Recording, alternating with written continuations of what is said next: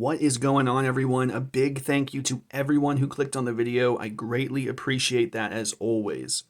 So, it has been a minute, but I am finally back with another Game Boy Color ROM Hack physical cartridge review, and this time I'm going to be taking a look at Pokémon Bronze. Now, I've had my eye on this for a while, but I guess I took too long and I missed my opportunity to get this earlier, but thankfully some time has passed and I was finally able to get my hands on it. So first things first, what is Pokémon Bronze? Well, Pokémon Bronze is a 2012 ROM hack of none other than Pokémon Gold, and it's made by somebody who goes by the name Freako, which is kind of an interesting name, kind of like it.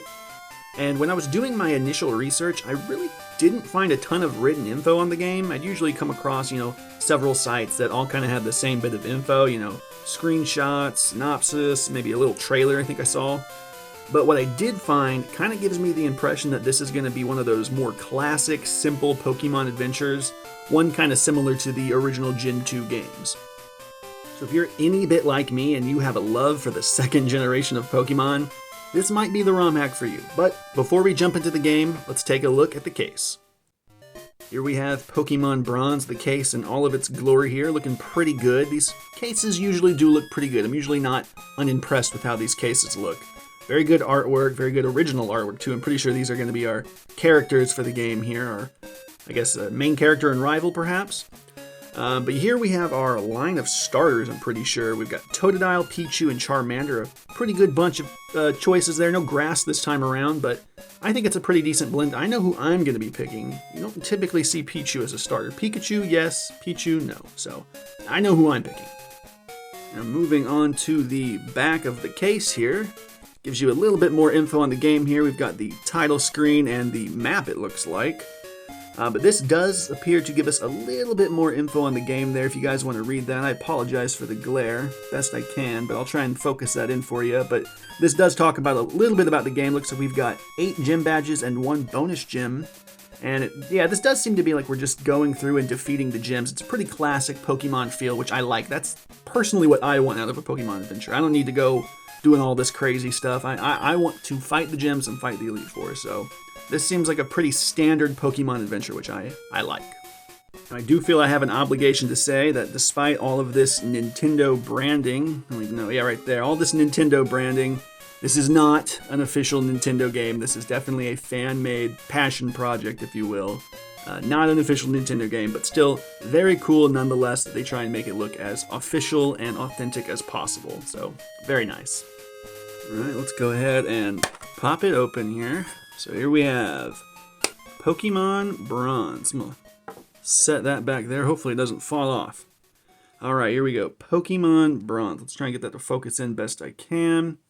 So yeah, here we have a pretty similar cartridge. That's what I thought. I'll bring this out. So we have this similar repo cart here. I guess it's like a bronze or gold, brown in this case, bronze in this case.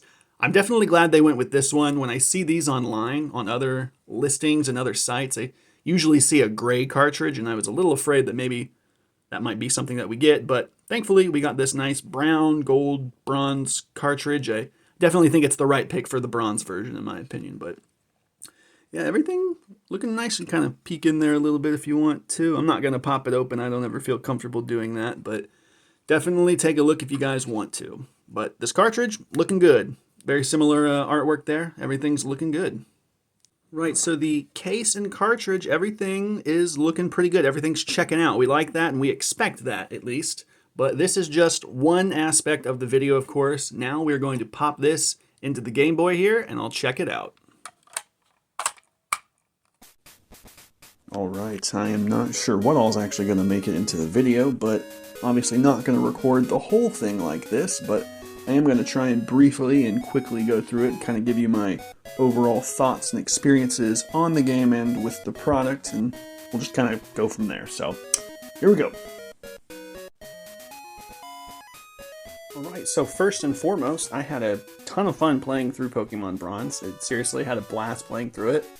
Kind of like what we said earlier, or kind of like what I said earlier, the game is, it's a pretty simple game. It's a pretty simple standard Pokemon game, as far as story-wise, you're going through and taking on the Pokemon Gym Challenge, you know, collecting the gym badges, fighting the Elite Four, trying to become champion, maybe filling out the decks if that's something that you want to do.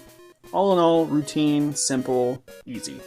But that's not necessarily a bad thing. I personally, that's the kind of Pokemon adventure I want. That's the Pokemon adventure I grew up with, so no points taken off here. Not that I'm actually rating anything by points, but needless to say, I had a ton of fun playing through it. The game kind of starts out like pretty much any other Pokemon game, you know, very simple, straightforward intro with Professor Oak. And then you're going through and you have to actually go to the Kanto region, which I'm pretty sure they stated on the back of the box. I'm pretty sure it says that you can actually access the Kanto through the underground path, which is kind of interesting. So you go through and you get your Pokédex from him, and you get your starter from the other professor, and then you're off. It's very, very simple. Now, of course, before we get any bit further into this video, I am going to go ahead and show you a quick save test. You know, first save test, of course. So I'm going to go ahead and save real quick, pop it off, pop it back on, and bada bing, bada boom.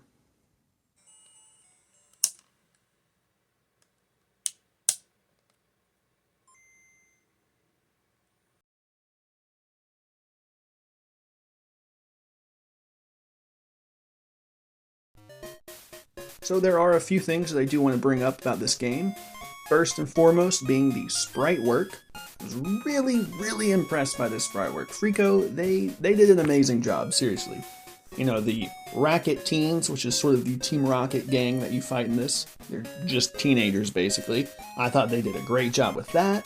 They did a great job with all of the gym leader sprites and the Elite Four sprites.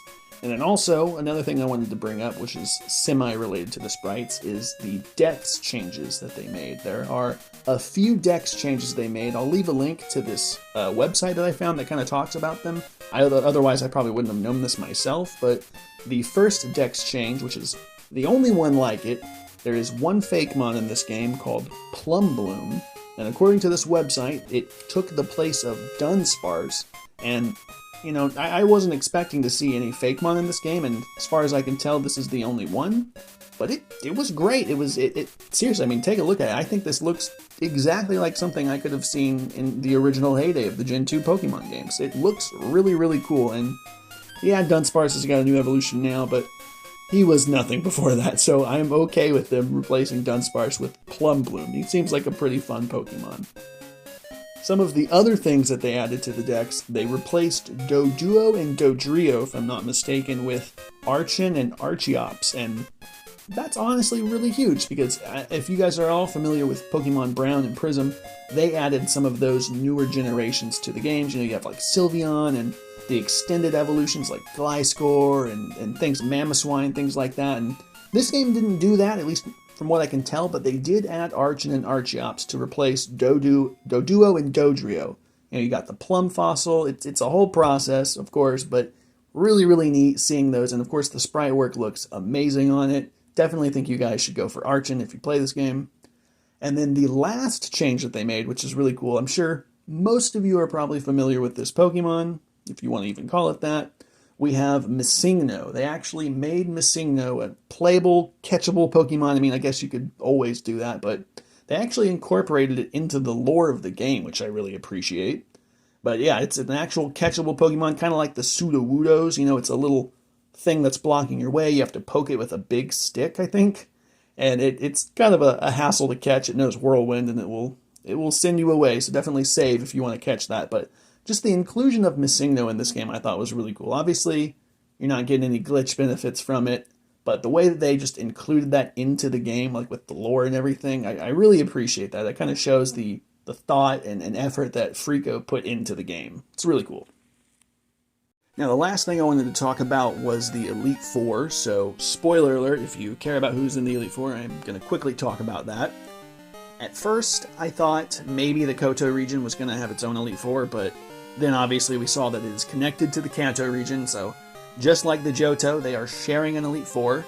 I was a little upset about that at first, but I actually ended up liking all of the changes that I saw, because, you know, this is, I believe it said 3 years later since the Johto games, the original Gen 2 games, so we got to see the same Elite Four, but it was slightly different. The first change was they booted Will out and they replaced him with Price from the original Gen 2 games, the Ice Guy, the Old Man Ice Guy. Honestly surprised he's still kicking it, but he's been upgraded to the Elite Four status, so that was pretty cool. And the rest of the Elite Four is actually the same. You got Koga, Bruno, and Karen, but their teams have changed a little bit. You know, they've got slight upgrades to their teams. All of that I was a fan of. And then the champion is not actually Lance, it's Shocker, your rival from the game. So whoever you named your rival is actually going to be the champion, which I thought was, you know, a nice change of pace. I guess it was similar to the Gen 1 games. Little dark though. I guess their starter Pokemon dies. That's, you know, I wasn't expecting that, but you know, it happened, and it's a little dark. But yeah, so that happens, and then after that you've got the post game, and there's really not a ton of post game. You do get to access part of Kanto, like maybe 1/4 of Kanto, and all of the gyms were unfortunately blocked, which I guess that makes sense, but they had their reasonings for closing down the gyms. But you do get access to Cerulean Cave, which is really cool. That was originally not in the original Gen 2 games, but you actually get to access that in this game. You get to go through it. There's, of course, tons of strong Pokemon, and if you could have guessed it, you actually do encounter the Gold, I believe his name is, and you actually get to fight him, which is really cool, similar to fighting Red in the original Gen 2 game. So you can definitely pick up on mirrored elements while playing this game. Various things, you know, with Gold being the kind of final battle at the end, the certain things with your rival, and just little elements of the story you can pick up on that are mirroring Gold. And I think that's ultimately what made me feel most comfortable with this game and why I resonated with it more. It felt like a Pokemon game because it was already there. It kind of, I don't want to say copied, but like I said, it mirrored in a way. It imitated a Pokemon game, and it felt right. It was really cool. So definitely think you guys should be checking this game out. Well, that is going to just about do it for the video, everybody. I'll say for probably the 50th time, I had a ton of fun with this game. I really did. It was a very Gen 2 experience, so if you are a Gen 2 fan or even just an old Pokemon fan in general, I think you're definitely going to have a fun time with this game. It was, seriously, it was remarkable. It was very simple, but it was very, very fun. We loved it. And, you know, I put about 22, 23 hours into this, and so far, I have experienced nothing. No glitches whatsoever. That holds a save. It continues to hold a save. So everything's checking out. We've got a really neat case here. Very, very excellent job. They did an amazing job with this, really. They usually do.